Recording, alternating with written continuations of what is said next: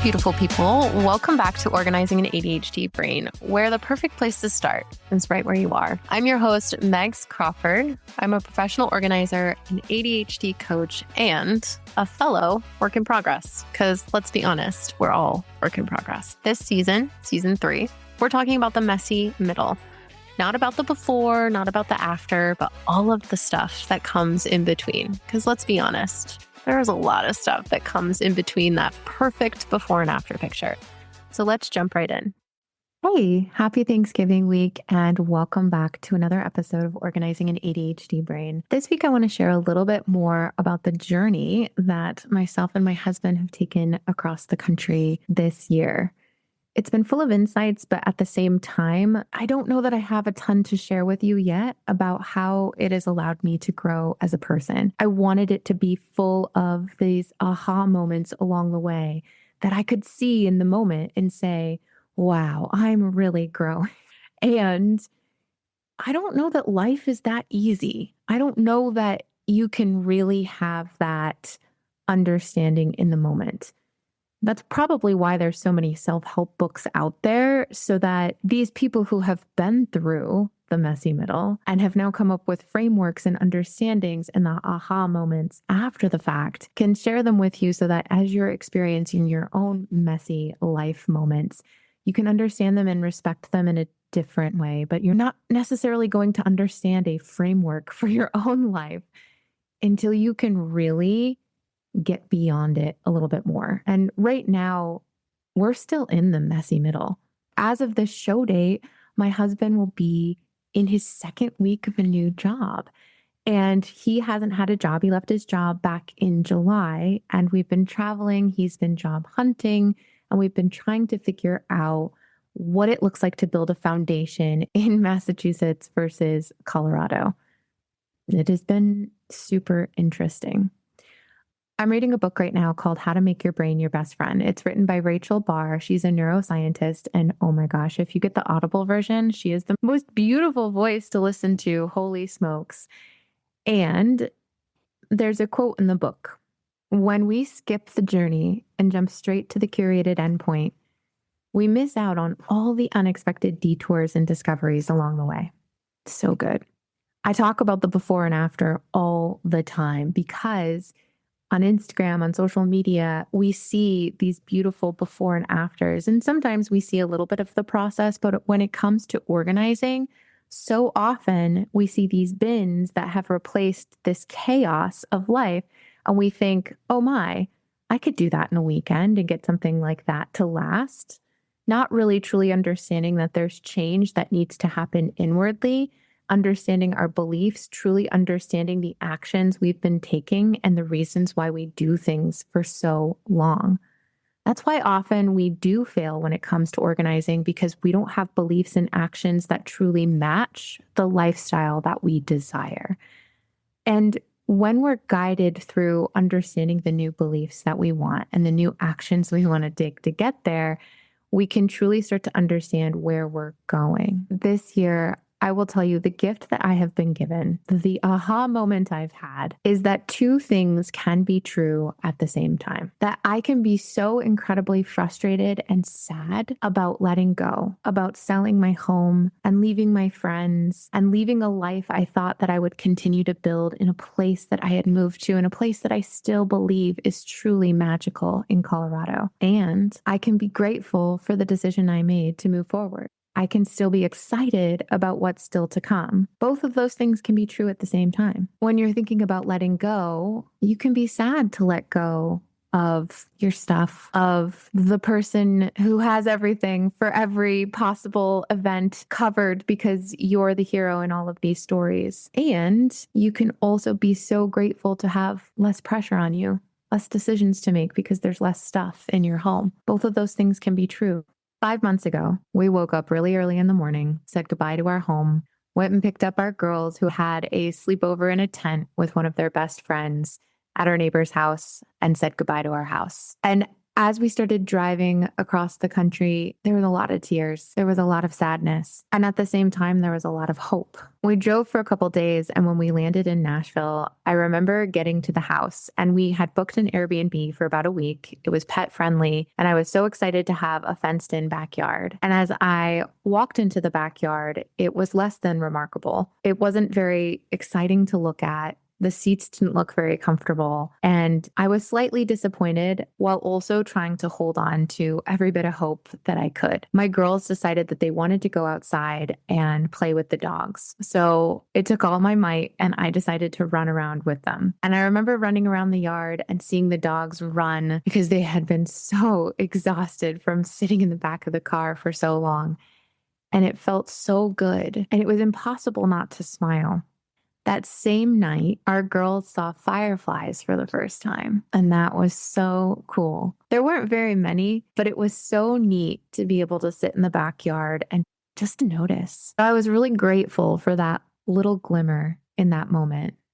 I was grateful for the laughter of running around for the dogs, and my body still felt fully tight. My stomach was in knots. My chest felt like it was really heavy and overwhelming, and I was grateful. Fast forward a couple nights later, it was our last night in Nashville, and we knew we wanted to do something, but we were also so tired. We found this incredible pizza place that had wood-fired pizza, and we decided to get the girls McDonald's. And as we were about to drive back to the Airbnb, I said to my husband, you know what? Let's drive downtown Nashville and just look at the lights. Wouldn't that be so cool? And initially, we were both kind of hemming and hawing over it and deciding, well, do we actually want to do this? We're so tired. And we did it. We drove down into Nashville, and down in Nashville, there's actually a replica of the Parthenon from Greece. I don't know if you knew that, but it's pretty fascinating. It is huge. It's awe-inspiring. And we drove down there and we sat and ate right next to it as we looked at the colored lights that illuminated the Parthenon right next to the city lights of Nashville. After we ate, we decided to get out of the car and walk around and just enjoy being. We were in no rush. We had nowhere to be. We had nothing else to do but look forward to another trip the next day. And we walked around. I remember hearing in the distance music, and then as if someone was speaking, and I saw these lights coming from a field over across the way. And we walked down from the Parthenon steps over hills. And I remember Cora fell and poor thing hurt herself. And that was a bit of a mess because we could hardly see. It was super dark. There was lights and we were using our phones as flashlights, but we were trying to find our way. And we walked over to people performing. There was a performance outside on the city lawn, and it was so cool. We couldn't quite see, and likely you had to buy tickets. So we are standing a bit further away because we weren't ready to sit and watch this performance. But it lit me up inside. It just reminded me that there was so much more that I had been missing out on in my life in Colorado. And that night, I still missed Colorado with my whole entire heart. Before we left that night, underneath the Parthenon, there is a statue and a tribute to the women's suffrage movement. And I didn't realize they had that in Nashville. And that was really cool because I was able to teach a little bit of history to my girls. And we took a picture in front of these big bronze statues of women fighting for the right to vote. And I was talking to the girls about what that looked like. When I look back on our time in Nashville, I think about these little moments, these little glimmers that gave me hope for our future. It didn't drown out all the hard, all the yuck, all the ridiculousness that we went through as well as we left our home behind, but it did make it just a little bit easier to face the future. So then we drove to Georgia, and this is where we decided to live for about a month.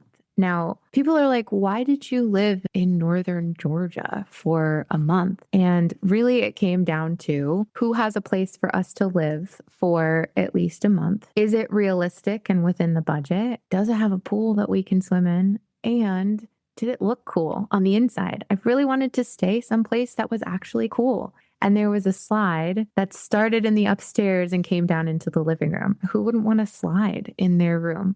Perhaps not forever, because gosh, is it loud? And my goodness, did it cause some dysregulation in my heart? But also, it was a really cool house. It was shaped like an octagon. We saw no less than 15 bears on this adventure that we had this summer. in that house, it was so uncomfortable. It was uncomfortable because we had to drive up these ridiculous hills. And at the very top of the hill, we almost lost our trailer. And by almost lost, our car had been driving all day long. We were towing a trailer with our stuff. It was probably about 2,500 pounds. And at this last switchback on the mountain, getting up to this place that we were staying in, the car stopped moving forward. My husband had his foot on the gas going straight down, and the car started moving backwards. So something happened in that moment that the car was like, nope, I give up. Now, we had to make some decisions pretty quickly in the moment. I looked at my husband and I remember trembling. My whole body was shaking, and he looked at me and I looked at him, and we were very present in that moment. I wanted to run away. I wanted to cry. I wanted to figure out how we were going to get out of the situation, but we had no choice but to face it head on. Truly uncomfortable. So hilariously, I brought up ChatGPT. Adam's looking on the internet trying to figure out how we can get our car to move. We're literally on a slant, and the trailer is now curving into the mountain. Thank goodness, not out of the mountain. So we got out, we emptied half of the contents of what we had on the side of the road, and Adam was able to get the car to go up the rest of the mountain without us in it. And the girls were so incredible. They started helping me move all of our stuff up to just another part of the switchback that would be easier for us to get our car back down there and load later on. And then we started walking up to this house we had never been to on a hill with whatever we could carry in our hands. We had barely any service at that point in time, so I had no idea how my husband was doing, but he ended up passing the driveway when he got up to the top of the hill, which then goes down another hill, and he had to turn the car all the way around in order to get it back up into the driveway. And when he got to the driveway, the car just stopped working. There was no going forward. There was no going backwards. He had to just park it and let it cool down. And luckily, letting it cool down was everything. That is what allowed us to continue to use our car that we had just bought this last summer. So it all worked out. But we also walked into the house. We were so excited to be there, and we let the dogs inside because there was no fence. And of course, one of the dogs poops all over the floor. So that is something we have to take care of cleaning up right away. We can't find anything to clean it up as far as cleaning solution or anything like that. So we have to try to find it in the trailer. Meanwhile, the rest of our stuff is still down on this switchback in this private community that we've rented, and we're frazzled. We are so overwhelmed and we don't know what to do next. That was an adjustment. We figured it out and it was okay. We got all our stuff back to the top of the mountain, and the person who hosted the Airbnb offered us to park the trailer that we had down at the bottom of the hill. When we ended up leaving that house, we did round trips down to bring all of our stuff that we had unloaded into the house, now back out of the house, to reload the trailer all over again. That was hell. And it was really cool to stay in that house. And there were a lot of spiders, and that was awful. And we learned a lot about spiders, and that was really cool.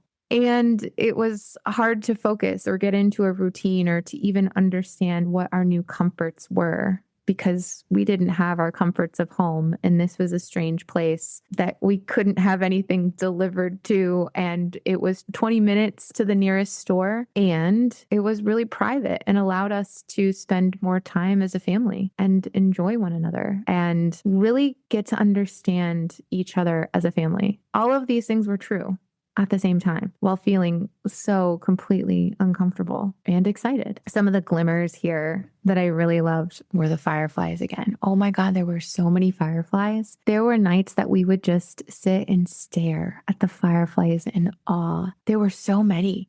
I hadn't seen so many since I was a kid. Other cool things we saw were the mama and her baby deer. One time while we were there, my husband and I were in the hot tub and the girls were upstairs, and two bears decided to walk up the driveway and started to approach us in the hot tub. Holy smokes, talk about regulation. We were in true fight or flight because we were like, holy smokes, there's literally a bear right there. Now, he wasn't in attack mode, but also, I don't know if you've ever been approached by a bear or not, but my heart was beating. I wanted to run. I wanted to yell. I wanted to scream, and I wanted to just feel safe again. And eventually we did. But it was interesting because as we talk about regulation, with ADHD, we're so often in fight or flight mode. We are scanning our environment for threats and then we react based on that. And so much of what we do is to keep ourselves safe. It's not as if we're thinking about that consciously. It's not as if we see a doom pile and we run in the other direction and say, I'm going to keep myself safe right now. You're not consciously saying that. But you have a belief that you can't be organized and you haven't been organized. So why would I start now? You look at the clutter, it makes you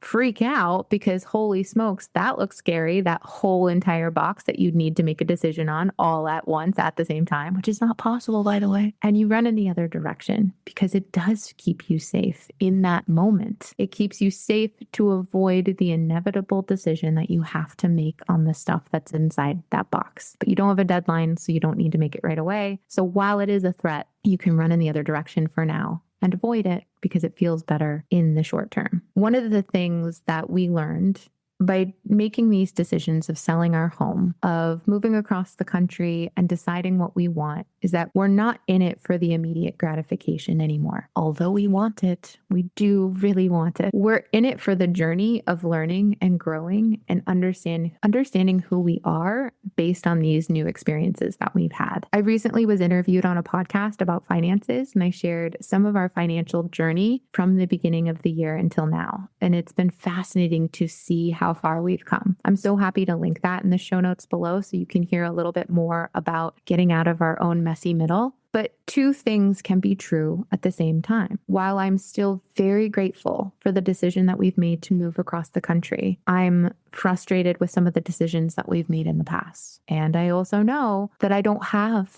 time to go back in the past and redo those things. I can accept them and I can now say, what now? What can I now do with my life that will allow me to make better decisions, that will allow me to believe that I can trust myself?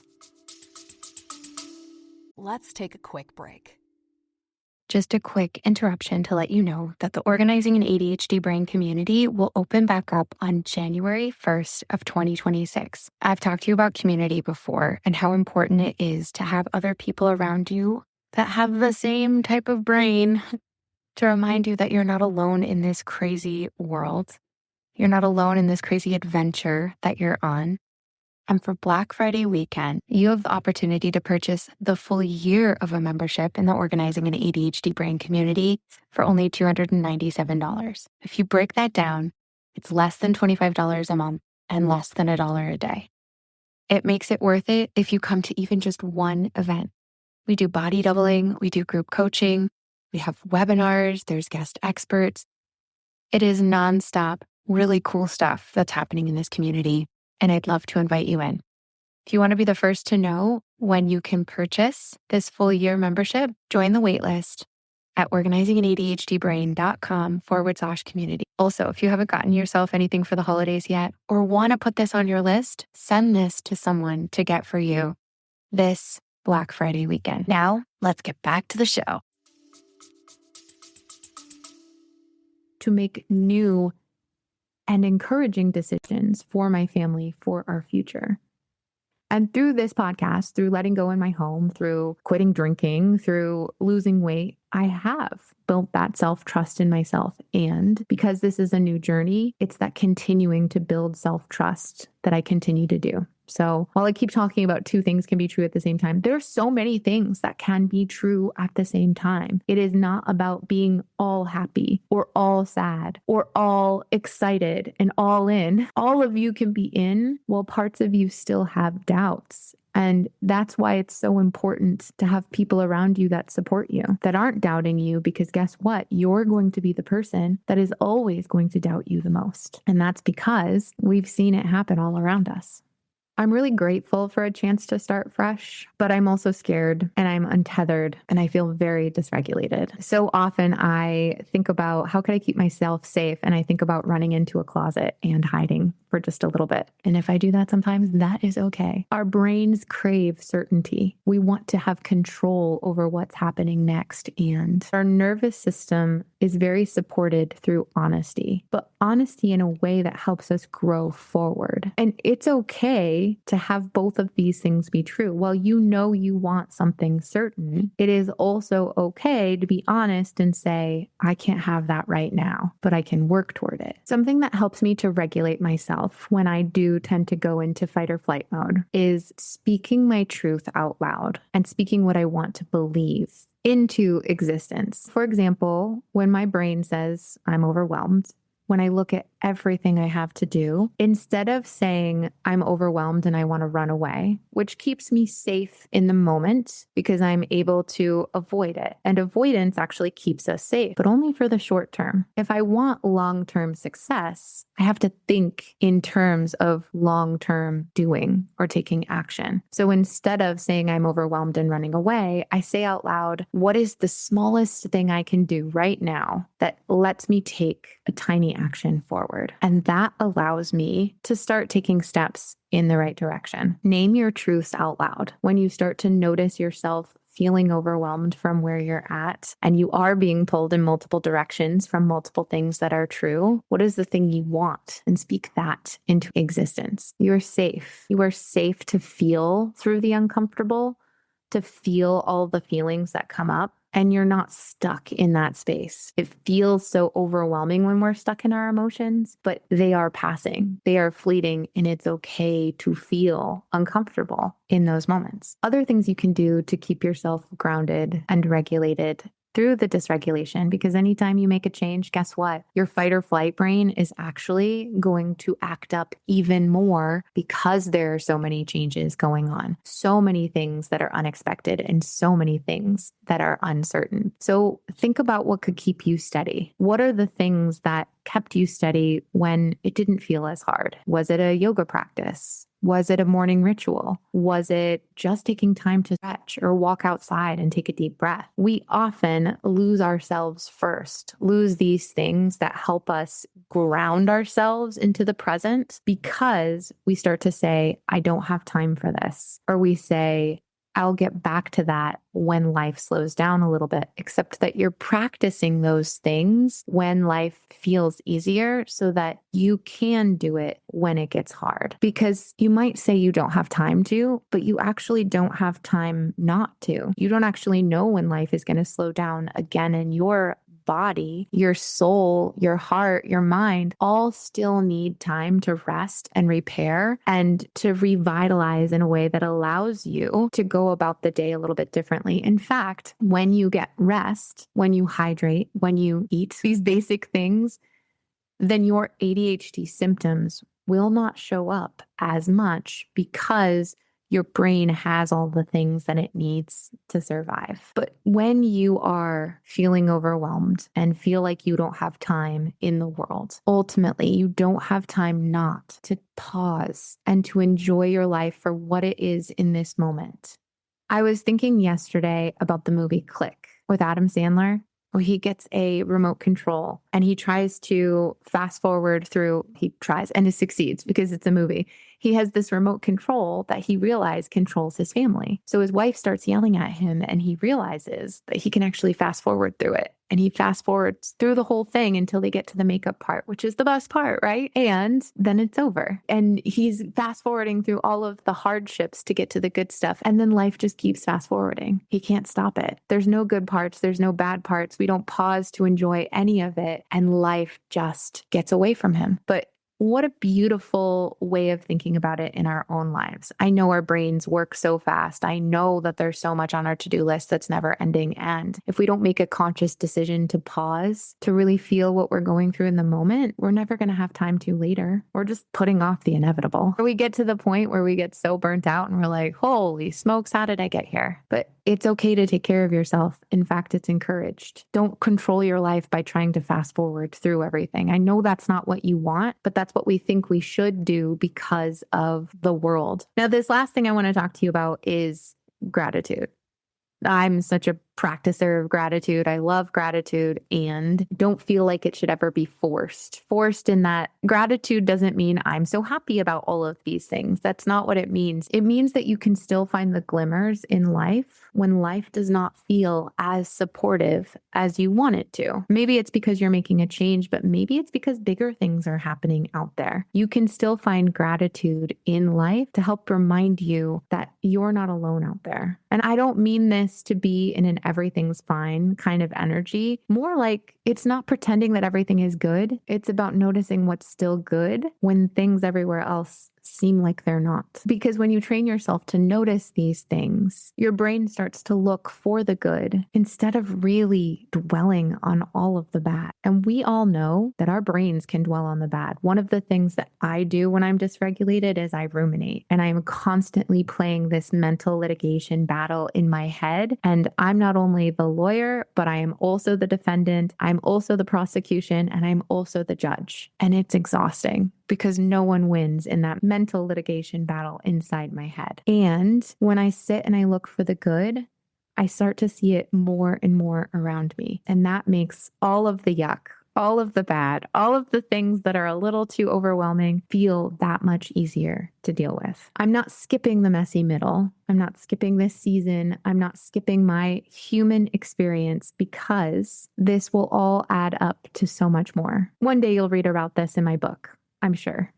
Also, I'm in this really cool group called Dream Lifting. And my friend Mare does these dream lifting classes where we have specific intentions, things and ways we want to live our life. And what's incredible about it is not only does she speak her truth, but she also talks about having her own human experience along the way. Just because I speak about these things and I know about these things, it actually means that I also struggle with them or have struggled with them. And I'm at this different point to be able to speak about them. And now I'm going through this whole new journey that will allow me to be able to speak on it from a place of additional expertise some day in the future. Because I'm allowing myself to go through this lived experience and have my human experience of living through all these emotions and these hardships and these perceived failures, it allows me to have this life, to live my life, to enjoy it for what it's worth, and to figure out what's next. When I left my old home, I thought we were leaving to find a new place. I honestly thought it would be a little bit easier than it is, but that's okay. I'm learning. And I don't know that people can truly explain to you the emotion and the exhaustion that can come from change, which is why I am trying to somewhat put it into words. But as I left, I'm finding more and more permission to hold two truths at the same time. I can feel both chaotic and calm, and that's my truth. I can feel both exhausted and I can feel excited for what's to come. And I can feel grief while at the same time feeling gratitude. All of these things can be true. So when you think about this upcoming week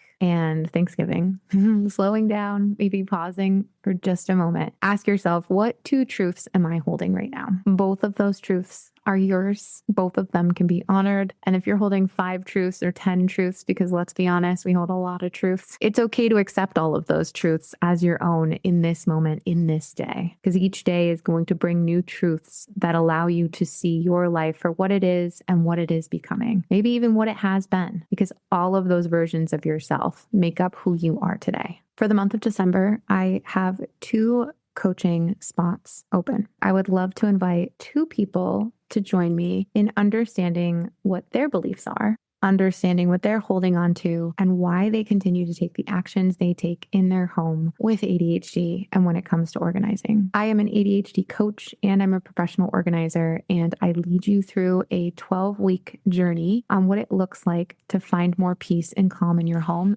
and really build the self-trust you need to continue doing it. Another truth that I have for you is that this podcast now ranks in the top 2.5% worldwide. And I'd be honored if you could share that with someone you love at Thanksgiving this year. If you could share my podcast ask them to enjoy it or to share it with a friend as well, I would be so grateful. Also, as an additional tool this year, I would encourage you to use the episode from November 10th as something that you continuously come back to on a regular basis. The episode title is Before You Add to Cart, How to Avoid Holiday Clutter with ADHD. If you've listened to it once, awesome. But if you are trying to add less to your home this year and to buy less and potentially even have a budget, unless that word scares you, and even if it does, that's okay. You don't have to keep yourself comfortable anymore. It's okay to be uncomfortable because there's peace on the other side of it.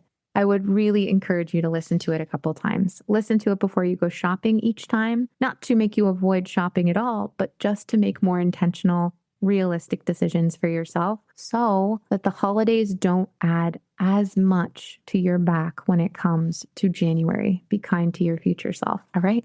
I'll see you next week. Thanks so much for listening to Organizing an ADHD Brain. Just remember, I am not a doctor or a mental health professional. Everything I share here comes from my own lived experiences or my professional experience coaching other ADHD humans. If you need medical or mental health advice, please reach out to a licensed medical professional. What you hear on this podcast is for support and education, and how you use the information is completely up to you. For more resources, free downloads, and different ways to work with me, whether through coaching or the community, please go to organizinganadhdbrain.com. And don't forget, the perfect place to start is right where you are.